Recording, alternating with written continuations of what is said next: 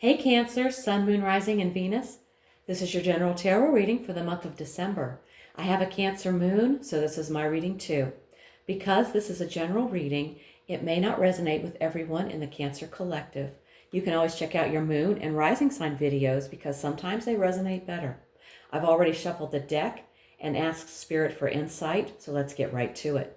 The first card I draw will talk about your present situation, also known as your present energy. And we've drawn the Queen of Swords. You are either embodying or dealing with someone who represents the Queen of Swords. A sharp, perceptive, no-nonsense energy. This queen sees through lies and emotional fog. She values truth over comfort and isn't afraid to speak or face the hard facts. She cuts through confusion and sees things as they are, not as she wishes them to be. The Queen of Swords in the present says, face the truth. Be smart. Don't let emotions cloud your judgment, but don't lose your humanity in the process. Okay, let's see what your challenge is. We have the Knight of Cups. The Knight of Cups is the romantic, the dreamer, the one on a quest for beauty, love, or emotional fulfillment. In the challenge spot, this energy is out of balance, distorted, or blocked. You may be chasing unrealistic dreams or projecting fantasies onto people or situations. There's a disconnect from reality, setting you up for disappointment. You're in love with the idea more than the reality. Your emotional world is calling, but you're either lost in fantasy, avoiding responsibility, or afraid to engage authentically. Well, let's see what the best you can hope for is. We have the Moon. The moon is about intuition, the unconscious, dreams, deception, and the unknown. When it's the best that can be hoped for, it implies that full clarity or concrete answers may not be available, at least not yet. You might need to pause, reflect, and listen to your inner voice rather than pushing for quick or logical solutions. The moon favors intuition over intellect. Sometimes this card warns that not everything is as it seems, and the best outcome is learning enough to stay cautious and emotionally grounded until the fog lifts. Trust your gut. Don't take things at face value. Okay. Let's see what your foundation looks like. We have the Seven of Swords. Something beneath the surface of the current situation is shaped by secrecy, a lack of trust, or a need to act with caution or cunning. This isn't always negative, but it does signal that things didn't begin with full transparency or directness. There may have been dishonesty, manipulation, or a betrayal in the background that is still influencing the current circumstances. This whole situation started with secrecy, avoidance, or strategy, and now it's time to reckon with that. Whether it was self-protective or selfish, that hidden energy is still echoing now. Let's see what was in your recent past. The Ten of Wands. This card in the recent past signals that you have been overextended, doing everything yourself, or pushing through a demanding situation out of necessity or obligation.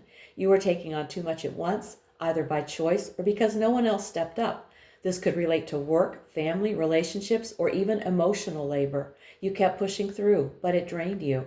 You've been through a period of intense effort and strain. You survived it, but the weight of it still lingers. Let's see what we have in your near future. The Ace of Cups. In the near future, your emotional cup is being refilled. This could be through love, friendship, a spiritual breakthrough, or simply a sense of inner peace after a hard stretch. Be ready to receive, to feel, and to trust what your heart is telling you. The Ace of Cups brings a fresh emotional start, a time to feel alive, loved, and inspired again. Well, that's something nice to look forward to. Okay. Now let's take a look at you. We have the Two of Swords. You're currently stuck in indecision, emotional denial, or mental gridlock. You're trying to stay balanced, but at a cost. Nothing is moving. The Two of Swords represents a stalemate, a situation where you're avoiding making a choice, refusing to confront something, or trying to protect yourself by not feeling or not deciding. You might be blocking out feelings or truths because they're too painful or overwhelming. Right now, you're stuck. You're guarding your heart, avoiding a choice, or not ready to face something. But the standstill can't last forever. No, it's some time. You have to get moving. Let's see what's in your environment. We have the devil. Your environment may be feeding attachment, fear, obsession, addiction, control, or illusion. Something or someone is holding sway over you, possibly glamorously, seductively, or through fear, but it's not supporting your freedom or growth. Your environment right now is not neutral. It's actively shaping your experience and not in your best interest. The devil is a wake-up call to recognize where you're giving away your power and to reclaim it. Yeah, don't let that devil get the best of you. Let's take a look at your hopes and fears. The King of Cups. You want emotional maturity, depth, and steadiness in yourself or in someone else. But you may also fear what lies beneath the surface, repressed feelings, hidden pain, or emotional masks. The King of Cups here says your greatest strength may come from facing your emotions honestly, not just managing them. All right, now we've arrived at the outcome. And we have the Eight of Cups. This is a card of leaving something behind, not in anger, but in quiet clarity, because it no longer fulfills you. You may choose or be pushed to walk away from something that once mattered, a relationship, a job, lifestyle, or belief system. Even if it's hard, there's a growing inner truth that says, this isn't enough anymore. I need something deeper, something real. You will outgrow your current situation. Something that once served you will be left behind, not out of loss, but out of growth. This is a quiet but powerful choice to walk toward a more meaningful life. Okay, now let's take a look at the card at the bottom of the deck, the energy underlying everything here. And we have the Star.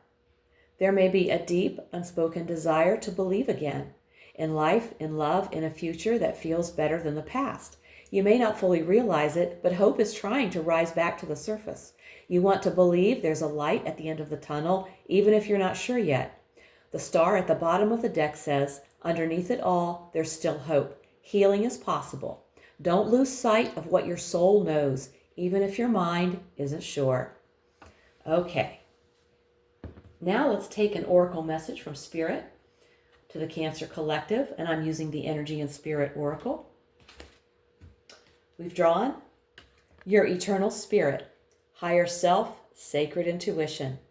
You are more than your body, your mind, or your past. You're being called to reconnect with your eternal divine self, the part of you that existed before all the noise. Now is a powerful time to reclaim your inner wisdom and trust your sacred intuition. The more you align with your higher self, the more truth, healing, and blessings will unfold.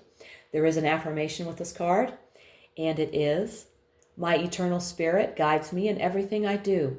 I am blessed with the unlimited value, power, and deserving of my soul. I will post this affirmation in the description box below the video. That was a beautiful message. You've been carrying too much, navigating unclear waters, and protecting yourself from emotional pain. The truth is surfacing, and while it's uncomfortable, it's necessary. You're being asked to choose honesty over illusion, healing over hiding. There's something or someone you're ready to walk away from, not because you're bitter, but because your soul is ready for more. The Star reminds you, beneath the doubt, hope lives. The Ace of Cups and the Oracle message confirm that something beautiful is being born inside you. This month, Cancer, trust your intuition, reclaim your power, and choose what nourishes your spirit. Your next chapter begins with one clear choice: to follow your truth. If this reading hit home, give it a like, subscribe, and let me know in the comments how it's showing up in your life.